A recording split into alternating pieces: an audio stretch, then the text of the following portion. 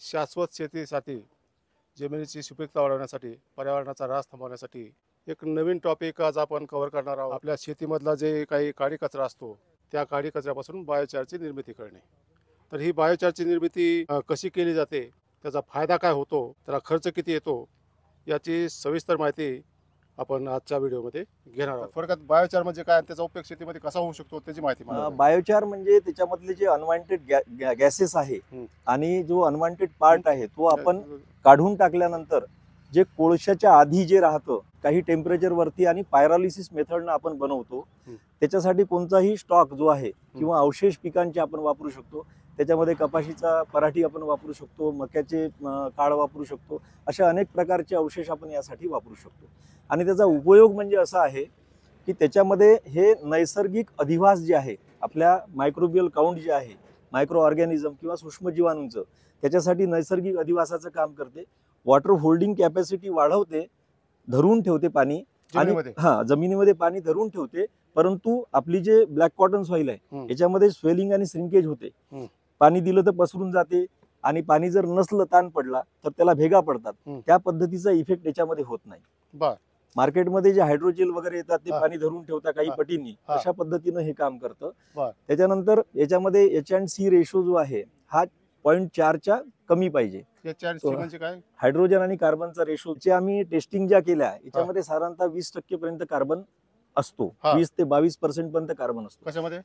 Biochar मध्ये. सगळ्यात महत्वाची गोष्ट ही की जमिनीमध्ये किंवा शेतकरी आता जे नापीक जमिनी होत आहेत त्याच्यासाठी सेंद्रिय कर्ब आपला वाढला पाहिजे. सेंद्रिय कर्ब वाढवण्यासाठी सगळ्यात सध्याची इफेक्टिव्ह मेथड जी आहे ती बायोचारची मेथड. कार्बन सिक्वेस्ट्रेशनच्या संदर्भामध्ये जर आपल्याला फास्ट काम करायचं असेल तर शेतीमधून सुद्धा कार्बनचं उत्सर्जन मोठ्या प्रमाणावर होते. आणि हे उत्सर्जन आपल्याला जर रोखायचं असेल तर शेतीमधला जो काळी कचरा आहे जो आपण बांधावरती जाळून टाकतो त्याच्यामुळे पुन्हा कार्बनचं उत्सर्जन होते, मिथेन उत्सर्जन होते किंवा कार्बन डायऑक्साईड उत्सर्जन होते.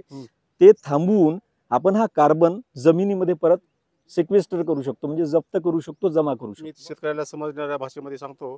आपण जमीन सुपीक आहे कधी म्हणतो? जमिनीमध्ये जर सेंद्रिय कर्ब जर जास्त असेल, म्हणजे ऑर्गॅनिक कार्बन जर जास्त असेल तर ती जमीन सहसा सुपीक असते. आणि ज्या जमिनीमध्ये ऑर्गॅनिक कार्बन जास्त असतो, आपल्या जमिनीची 3 प्रकारची सुपीकता असते. एक असते जैविक सुपीकता, ती वाढते. नंतर रासायनिक सुपीकता आणि भौतिक सुपीकता, या तिन्हीचा संगम असतो तो सुपीकता म्हणजे.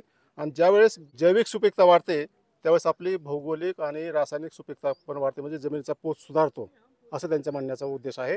त्यासाठी बायोचारचा उपयोग शेतकऱ्यांनी केला पाहिजे. आणि दुसरी गोष्ट, जमिनीमधून जे जे उगवतं, मग ते तण असेल, पराठे असेल, कडबा असेल, तुराटे असतील तुरीच्या, असे सगळे जे उगवलेले पदार्थ आहेत त्यापासून आपण बायोचार निर्मिती करू शकतो. आणि आपलं कार्बन जो आहे त्यामधला, त्या पराठीमधला किंवा तुराट्यामधला, तो जमिनीमध्ये आपण गाडू शकतो, असा ते म्हणण्याचा उद्देश आहे तुमचा. बरोबर आहे? बरोबर. शेतकरी कसं करू शकतो ते सांगा मला आता. काहीही बाहेरून न आणता हा बायोचार घरच्या घरी आपल्या शेतीमध्ये बनवू शकतो. त्याच्यासाठी साधारणतः 2 पद्धती आहेत. एक आपण उभे असलेली कोण टिक्की मेथड आहे, म्हणजे, आणि हे आपण इक्विपमेंट जे आहे हे बनवून घेतलं. इथंच जे लोकलचे फॅब्रिकेटर्स आहे, तर याचा साधारणतः वरचा घेर जो आहे हा 160 सेंटीमीटरचा आहे व्यास. वरचा व्यास. खालचा जो आहे आपण बघत असाल कोण सारखा आहे, पण खाली पूर्ण कोण नाही आहे. इथे खाली 60 सेंटीमीटर त्याचा बेस आहे खाली. हा बेस जो आहे हा 60 सेंटीमीटरचा बेस आहे.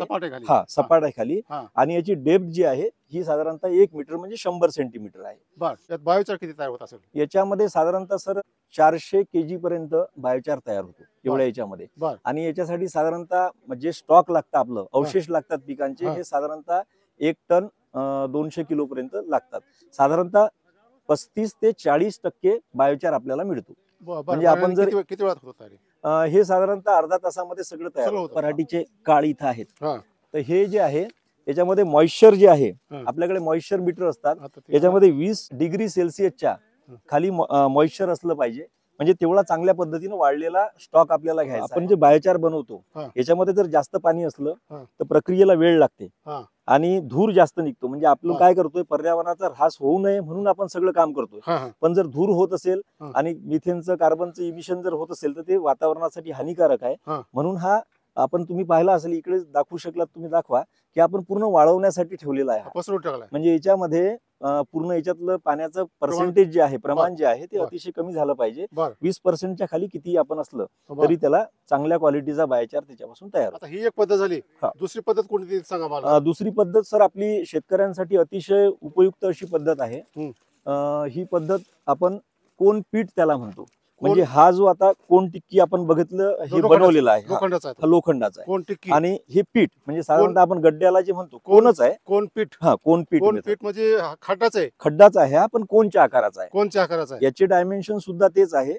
वरचा व्यास जो आहे याचा 160 सेंटीमीटरचा आहे. त्याच्यानंतर त्याचा बेस जो आहे तो साधारणतः 60 सेंटीमीटरचा आहे. म्हणजे वरचा आकार मोठा आहे आणि खाली निमुळता आहे. खाली निमुळता आहे. असंच ना. म्हणजे आईस्क्रीमचा कोन जसा असतो आपला त्या पद्धतीनं हा निमुळता होत गेलेला आहे. खोली याची साधारणतः 100 सेंटीमीटर आहे, म्हणजे 1 मीटर आहे. मग हे कमी जास्त करू शकतो. हा कमी जास्त करू शकतो. डायमेन्शन त्याच्या प्रॉपर आपल्याला आहे. हे जर 2 मीटर केलं तर साधारणतः खाली 70 सेंटीमीटर पर्यंत आपल्याला. त्याच्यामध्ये आपण जर बघितलं असेल हा आकारमान, वरचा टॉप बघितला आपण, खालचा टॉप बघितला आणि याची खोली बघितली, बरोबर आहे. तर याच्यामध्ये काय करतो आपण, एक साधारणतः चिमणी बनवतो. अशी चिमणी बनवतो म्हणजे आपण हे जे अवशेष आहे याची एक साधारणतः आपण होळीसाठी बनवतो किंवा काही बनवतो असं थोड्या पद्धतीनं हे 2/3 आलं पाहिजे. म्हणजे आता हा 1 मीटरचा आहे तर साधारणतः 60 सेंटीमीटर पर्यंत ती असे एक झोपडी रचून घेतो.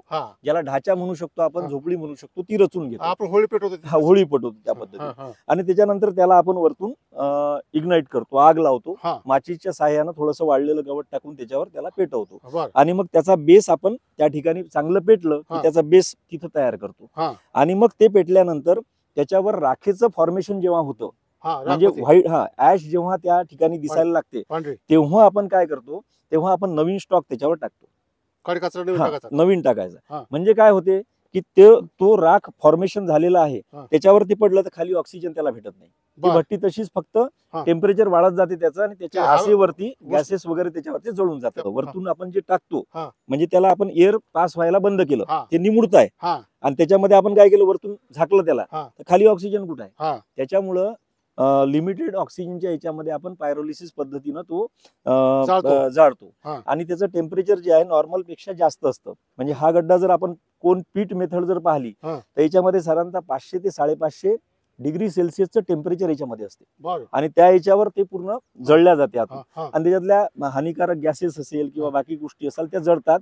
पण बायोचार राहतो. कोळसा जो आहे आपला, कोळसा पूर्ण फिलर मटेरियल असतं, त्याचं पोरॅसिटी नसते त्याच्यामध्ये. पण याच्यामध्ये हा जर तुम्ही बघितला तर हे जर तुम्ही दाबून पाहिलं तर पूर्ण स्पंजी आहे आणि पूर्ण याचा भुरका होतो बघा. म्हणजे याच्यामध्ये पूर्ण सच्छिद्रता आहे आणि हे नैसर्गिक अधिवास म्हणून जीवाणूंचं काम करते.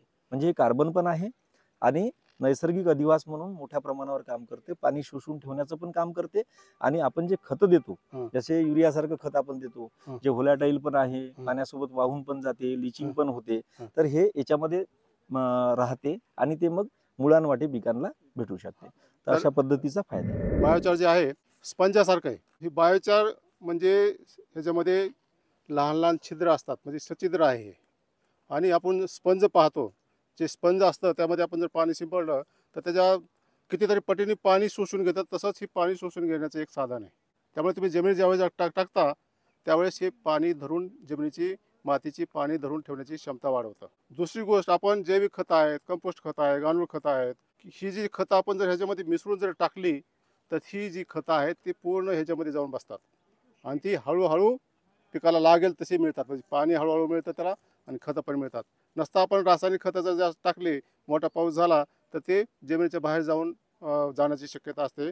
परंतु बायोचार जर असेल तर तुमच्या याच्यामध्ये धरून ठेवले जातात आणि नंतर पिकाला लागेल तसं त्याला मिळत राहतात. बरोबर आहे. बरोबर. साधारणतः अर्धा तासाची प्रोसिजर याची राहते. सुरुवातीला आग लावल्यानंतर आपण पटापट जितका वाढलेला जास्त आपला अवशेष असेल पिकांचे तेवढ्या फास्ट होते. तेवढ्या फास्ट होतं. त्याच्यावर एकावर थरावर थर आपण रचतो आणि शेवट थोडा ज्या न जळलेल्या काळ्या आहेत त्याला आपण मध्ये करतो आणि साईडनी पाणी टाकणं सुरू करतो आपण. म्हणजे हे पूर्ण पाणी आतमध्ये जातं आणि आतून मग अशी आग वरती विझत येते. आणि वरचा पण जाळ असतो तो पण, त्याच्यावर पण ऍश आली, राख आली की आपण त्याच्यावर पण पाणी टाकतो. आणि नंतर हा इमिजिएट आपण ताडपत्रीवर किंवा कशावर काढू शकतो. कोनपीट मेथड मध्ये आपल्याला फावड्याच्या सहाय्यानं, टोपल्याच्या सहाय्यानं हे बायोचार काढण्यासाठी थोडा वेळ लागतो. परंतु या मेथड मध्ये आपल्याला हे जर स्टँड आपण हे फक्त उलट केलं, विटा काढल्या हा. तर हे असं उलट होतं हा. आणि आपण ताडपत्रीवर त्याला 1 मिनिटामध्ये जमा करू शकतो. खाली येतात पण किती टाकावं लागतं किती हे साधारणतः हे 1 टन पर एकर हा. आणि एवढंच आपल्याला कंपोस्ट घ्यावं लागतं.